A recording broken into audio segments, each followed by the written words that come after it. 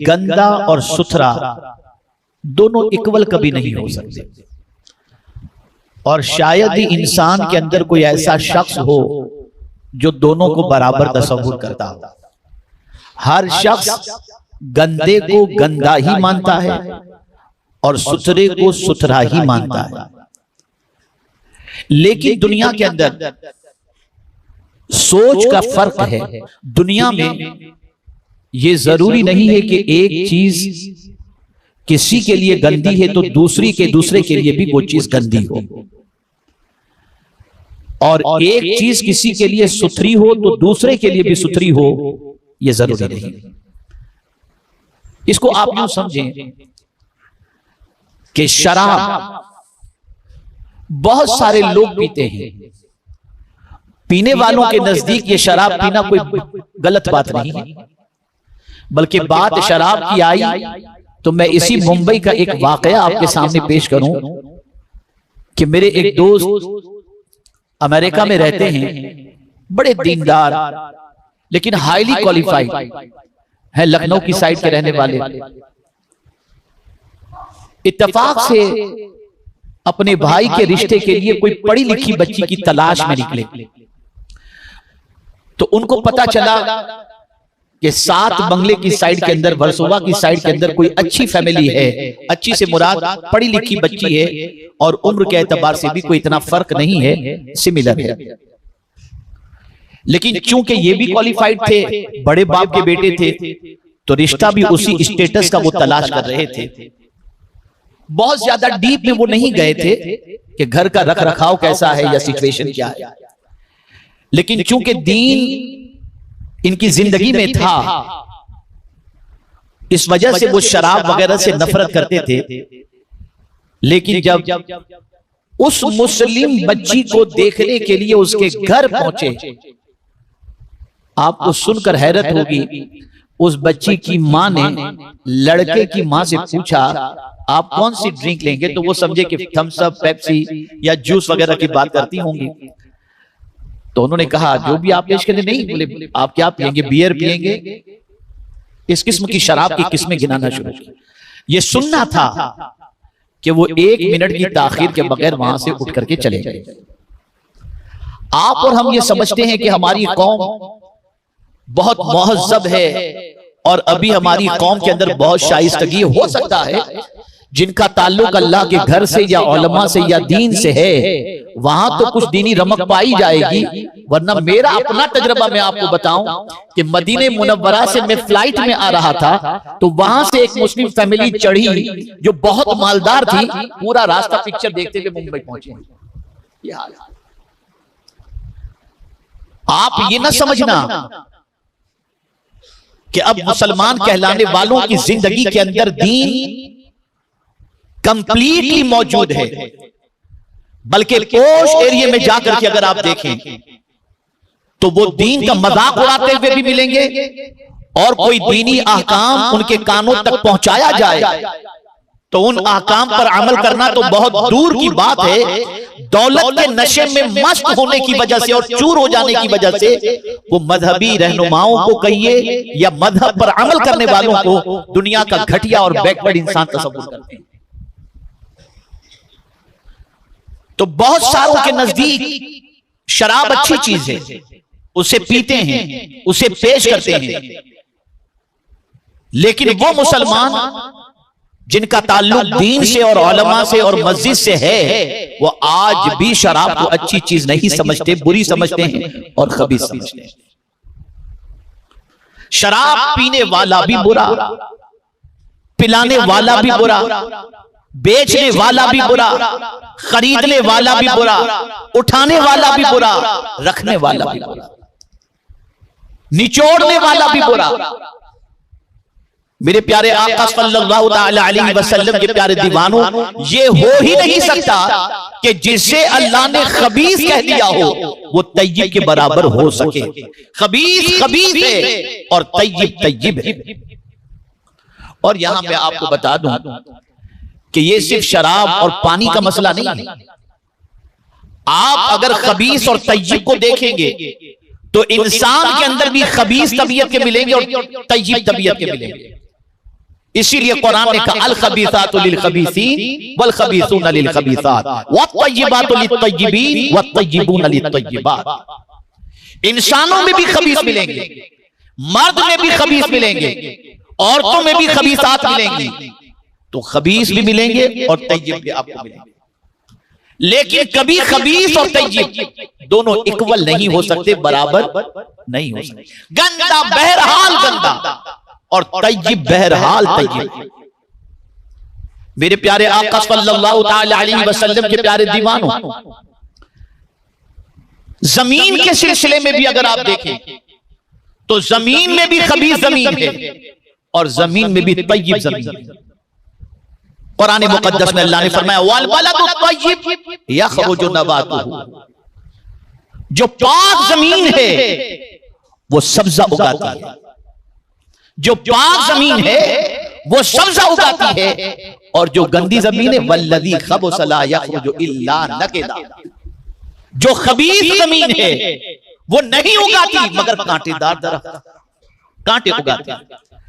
तो जमीन में भी खबीस है और जमीन भी तय्यिब है। मेरे प्यारे आका सल्लल्लाहु अलैहि वसल्लम के प्यारे दीवानों, माल के एतबार से देखें तो माल के अंदर भी, चीजों के अंदर भी आपको गंदी भी चीज मिलेगी और तय्यिब भी चीज मिलेगी। अब जो बात अर्ज करने जा रहा हूं ये शायद कि आपकी जिंदगी को थोड़ा टच करके आपकी सोच को थोड़ा सा करेक्ट कर दे। माल के अंदर, चीजों के अंदर भी गंदी चीज भी है और तय्यिब चीज भी है। अब इंसान की सोच क्या है, आप और हम सब की सोच क्या है, और हम रोजमर्रा की जिंदगी में करते क्या हैं और करना क्या चाहिए, इसको कुरान उजागर करता है। वला तयम्ममुल खबीस मिन्हु तुनफिकूना वलस्तुम बिआखिज़ी। कुरान कहता है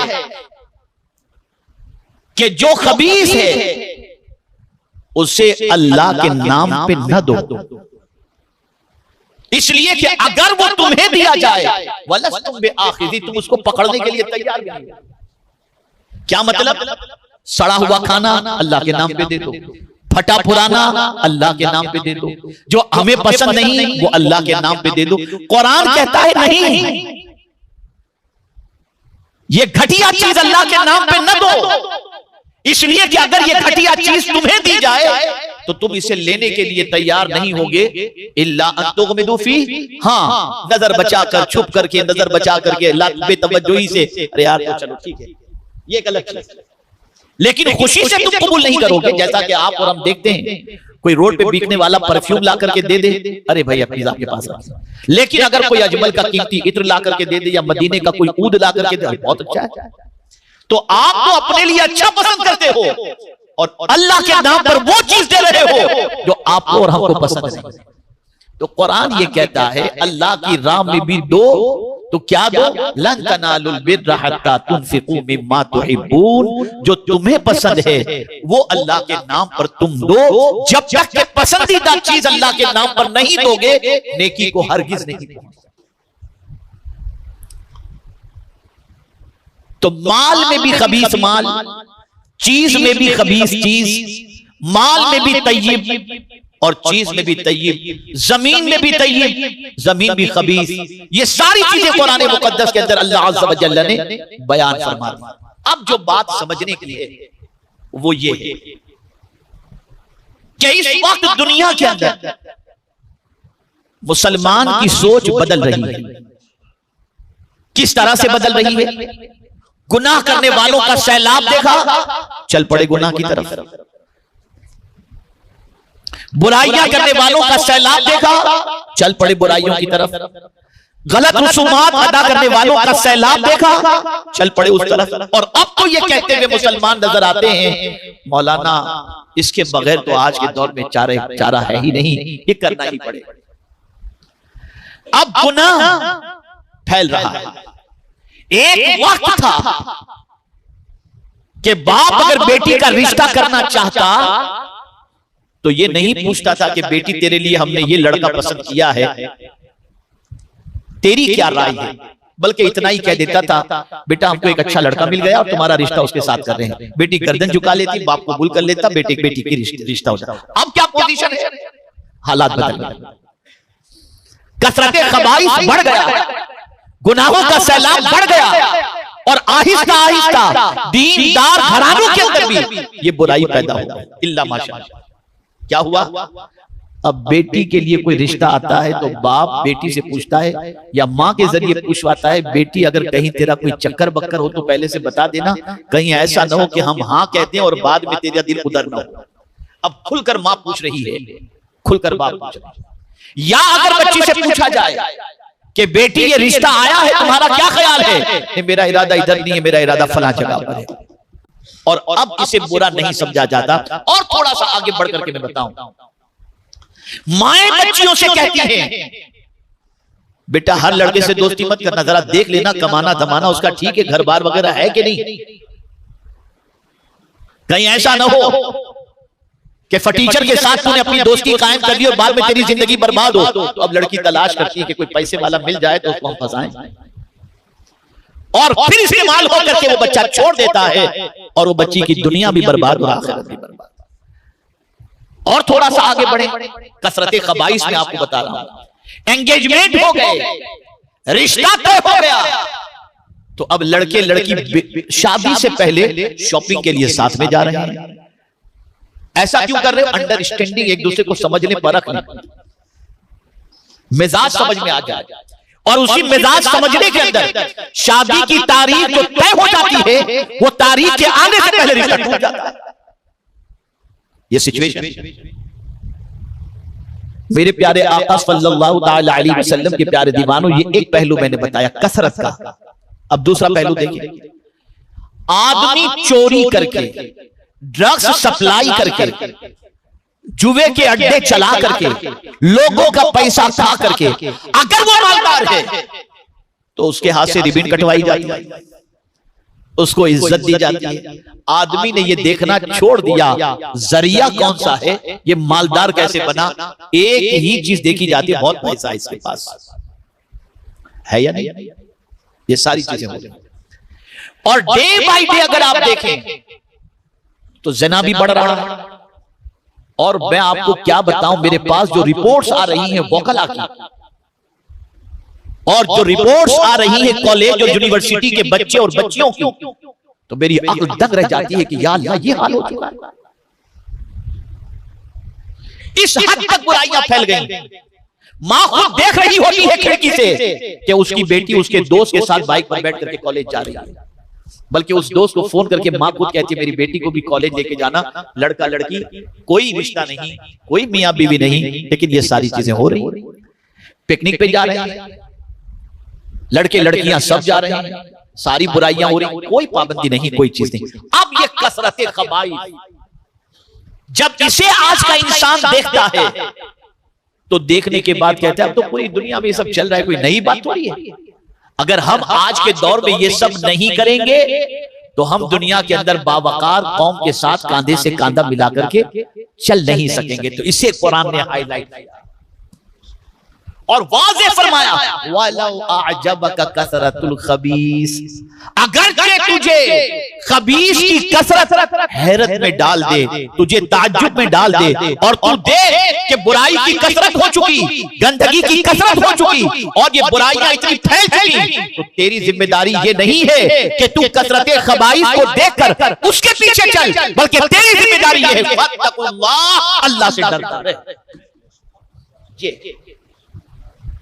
और ये बात हमेशा जहन में रहे, हमेशा जहन के अंदर रहे, हक पर कलील भी अगर है तो वो कसरत पर भारी रहे। मैं कुरान की रोशनी में समझाऊं, थोड़ा सा गाढ़ा मौजू है, लेकिन फिक्री इस्लाह आज करना बेपनाह जरूरी है। हक पर अगर कम लोग रहेंगे और गलत रास्ते पर ज्यादा भी लोग रहें तो कभी ज्यादा वाले गालिब नहीं आ सकते। ये कुरान का फैसला है, कम मिन फियतिन कलीलतिन गलबत फियतन कसीरतन बिइज़्निल्लाह। इसी तरीके से अल्लाह ने फरमाया, इन यकुम मिनकुम साबिरून यगलिबु मिनकुम साबिरून यगलिबु मिअतैन, अगर तुम में 20 सब्र करने वाले हो तो ये 200 पर भारी पड़ जाएगा। यहां से ये बात समझ में आई, आप इस चीज को ज़हन में रखिएगा।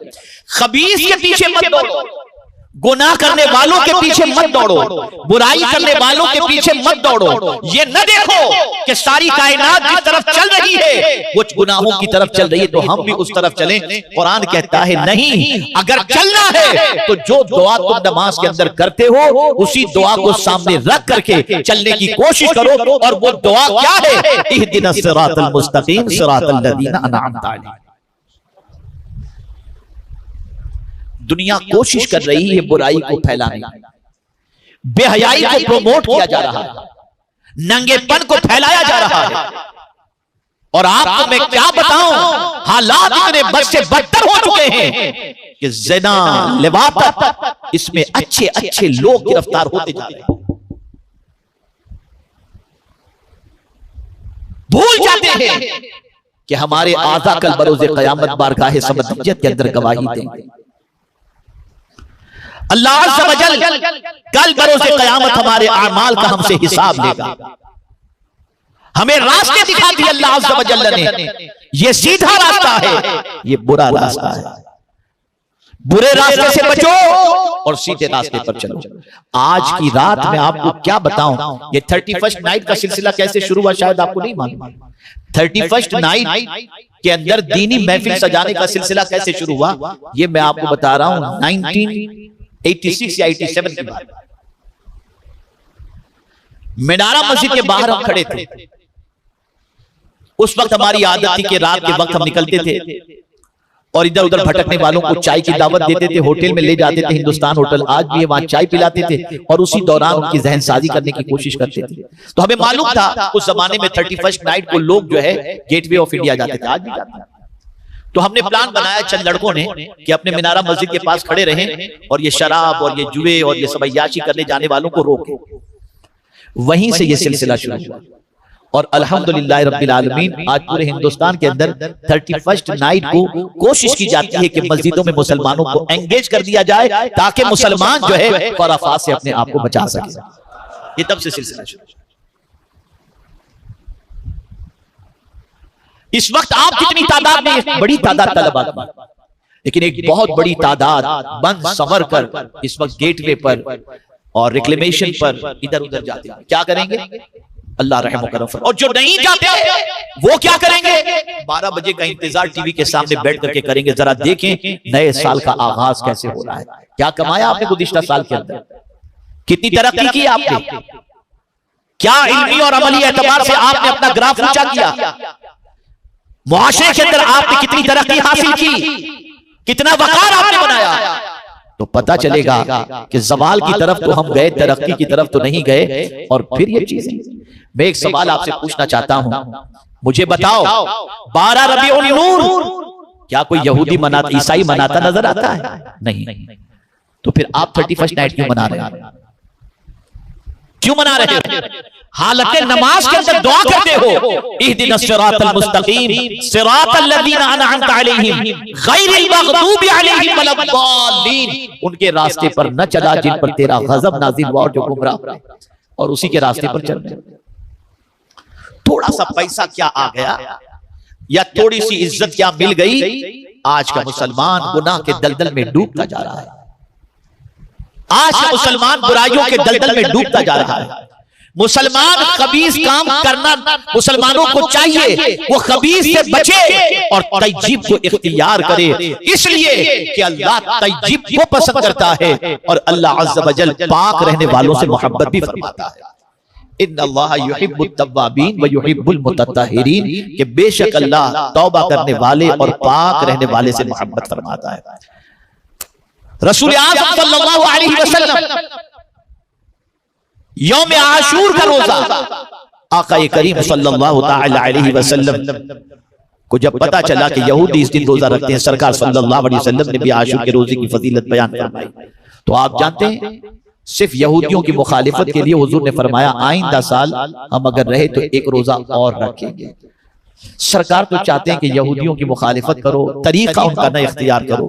तो मेरे प्यारे आका सल्लल्लाहु ताला अलैहि वसल्लम के प्यारे दीवानों, आका करीम सल्लल्लाहु अलैहि वसल्लम को इस चीज का इतना डर था उम्मत के सिलसिले में कि ये उम्मत यहूद और नसारा की पैरवी करते करते करते इस हद तक निकल जाएगी कि सरकार सल्लल्लाहु ताला अलैहि वसल्लम फरमाते हैं कि अगर कोई सुराख भी हो उस तरफ भी अगर यहूद और नसारा जाते होंगे तो मुसलमान उधर चला जाए। आज हमने किस चीज के अंदर उनकी पैरवी नहीं, लिबास, खाना पीना, खाने पीने का अंदाज, ये सारी चीजों को अगर देखें तो हमने सुन्नतों को तर्क कर दिया और यहूद और नसारा के तरीके को इख्तियार कर लिया। आका करीम सल्लल्लाहु ताला अलैहि वसल्लम बहुत सारे मामलात के अंदर यहूद और नसारा की मुखालिफत का सरकार ने हुक्म दिया। सलाम के सिलसिले को देख लें, तहजीब और तमद्दुन के सिलसिले को देख लें, इन सारी चीजों का अगर आप जायजा लें तो रसूल आज़म सल्लल्लाहु अलैहि वसल्लम ने अपनी सुन्नत की पैरवी का हुक्म देकर तरीका बता दिया कि इस तरीके से तुम्हें जिंदगी गुजारनी चाहिए। खुशी मनाना है, किस बात पर खुशी मनाए, किस बात पर? कुरान के मिलने पर खुशी मनाओ, मुसलमान होने पर खुशी मनाओ, सरकार की मिलादे पाक पर खुशी मनाओ। मेरे प्यारे आका सल्लल्लाहु अलैहि वसल्लम के प्यारे दीवानों, ये क्या बात हुई कि जो कौम आपको तबाह कर रही है उनके दिनों के अंदर आप खुशियां मनाने के लिए, और खुशी क्या? गुनाह, शराब, अय्याशियां, नजरबाजियां, बदकिरदारियां। खुदा के लिए इन चीजों से बचो। बस एक चीज, एक आयत अर्ज करके मैं अपनी गुफ्तगू को खत्म करता हूं, इसे जहन में रखो। आज अगर हमें डॉक्टर कह दे इन चीजों से बचो तो उसकी बात को हम इतनी अहमियत देते हैं कि छोड़ देते हैं, चाहे दसियों साल से हमारी उसकी आदत रही हो, लेकिन हम उसे छोड़ देते हैं। लेकिन डॉक्टर साहब ने कह दिया तो यकीनन ये चीज हमारे लिए नुकसानदेह होगी। अब मैं आपसे कहता हूं, मेरा रब फरमाता है वदरू ज़ाहिरल इस्म व बातिनहु, छोड़ दो, छुपे गुनाह भी छोड़ दो और खुले गुनाह भी छोड़ दो। कितने ताज्जुब की बात है, हम सबकी बात मानने को तैयार हैं, रब की बात मानने को तैयार हैं। फिर ये जो हमारा हाल है ये हमारी निगाहों के सामने, ये हमारी तबाहियां हमें खुद इस बात पर मुतवज्जे होने के लिए कह रही हैं कि जरा अपनी तबाही के असबाब पर गौर कर लो। तो अर्ज ये कर रहा था, कुरान कहता है वलौ अअजबका कसरतुल खबीस फत्तकुल्लाह या उलिल अलबाब, है अक्ल वालो अल्लाह से डरते रहो। अब अगर तुम अक्ल वाले हो और कसरते खबाइस को देखकर तुम्हें हैरत हो रही है और तुम ताज्जुब में पड़ रहे हो, तो इसमें ताज्जुब में पड़ने की कोई जरूरत नहीं है। तय्यब को देखो, अल्लाह से डरो, और अगर तुम्हारे पास अक्ल है तो अल्लाह से डरो, और अगर तुम अल्लाह से डरे दुनिया की कोई ताकत तुम्हें शिकस्त नहीं दे सकती। लअल्लकुम तुफ्लिहून, तुम फलाह पा जाओगे, तुम कामयाब हो जाओगे। ऐ रसूल आज़म सल्लल्लाहु अलैहि वसल्लम के दीवानों, इसी को डॉक्टर इकबाल ने बड़े अच्छे अंदाज में कहा, बर्बादी की वजह को उसने उजागर किया। तरीक़े मुस्तफ़ा को छोड़ना है वजह बर्बादी। उन्होंने सिर्फ अपनी अक्ल से नहीं, कुरान से अखज़ किया। फलयहज़रिल लज़ीना युखालिफूना अन अम्रिही अन तुसीबहुम फितना औ युसीबहुम अज़ाबुन अलीम। सारी मुसीबतों की वजह कुरान और सुन्नत को छोड़ देना है, उसके अहकाम की पैरवी न करना, तरीक़े मुस्तफ़ा को छोड़ना है वजह बर्बादी। मेरे प्यारे आका सल्लल्लाहु अलैहि वसल्लम के प्यारे दीवानों, तो अब करना क्या है? हमें करनी है शहंशाह बता की रज़ा जोई, वो अपने हो गए तो रहमत परवरदिगार। तो आज अपनी सोच को बदलो। ये नहीं कि लोग गुनाह ज्यादा कर रहे हैं, पढ़े लिखे गुनाह ज्यादा कर रहे हैं, दानिश्वर गुनाह ज्यादा कर रहे हैं, मालदारी गुनाहों की वजह से आ रही है। तो अब ये तुम्हें अगर ताज्जुब में डाल दे तो तुम्हें ताज्जुब में पढ़ने की जरूरत नहीं। ये देखो हक क्या है, तय्यब क्या है। चाहे तय्यब एक कतरा ही क्यों ना हो, वो 1000 लीटर शराब से बेहतर है, इसलिए कि तय्यब को अल्लाह पसंद करता है और पाक रहने वाले से भी अल्लाह मोहब्बत फरमाता है। तो गुनाह वालों के पीछे न दौड़ो, बुराइयों के पीछे न दौड़ो। सब 31st नाइट मनाते हैं तो हम भी मनाएं, मत दौड़ो। बस ये देखो अल्लाह अज़्ज़ा व जल्ल क्या फरमाता है और उसके रसूल सल्लल्लाहु अलैहि वसल्लम क्या फरमाते हैं। अगर हमने अल्लाह और उसके रसूल जल्ल जलालहू व सल्लल्लाहु अलैहि वसल्लम की फरमाबरदारी की, पैरवी की, और हम दुनिया के बहकावे में आने की बजाय हक के रास्ते के मुसाफिर बने, तो दुनिया की कोई ताकत हमें कामयाबी से रोक नहीं सकती। बल्कि अगर मैं अकीदतन ये कहूं और हकीकतन भी कहूं हूं तो गलत नहीं होगा कि तारीख बताती है कि दुनिया हजार कोशिश कर ले लेकिन हक के रास्ते पर चलने वाले के लिए कामयाबी खुद उसके कदमों तक आ जाती है और उसके कदमों का बोसा लेती है। बस हमें सोच बदलने की जरूरत है, फिक्र बदलने की जरूरत है। कसरत को न देखो, हक को देखो, सच्चाई को देखो, दीन को देखो। इंशाअल्लाह उस पर अमल करेंगे तो दुनिया भी सबर जाएगी और आखिरत भी सबर जाएगी। इन्हीं कलिमाते खैर पर मैं अपनी गुफ्तगू को खत्म करता हूं। अल्लाह अज़्ज़ व जल हम सबको सिराते मुस्तकीम का राही बनाए और परवरदिगार अंबिया, सिद्दीकीन, शुहदा और सालिहीन के रास्ते पर चलने वाला बनाए और परवरदिगार जल्ल जलालहू उनके रास्तों पर चलने से बचने की तौफीक अता फरमाए।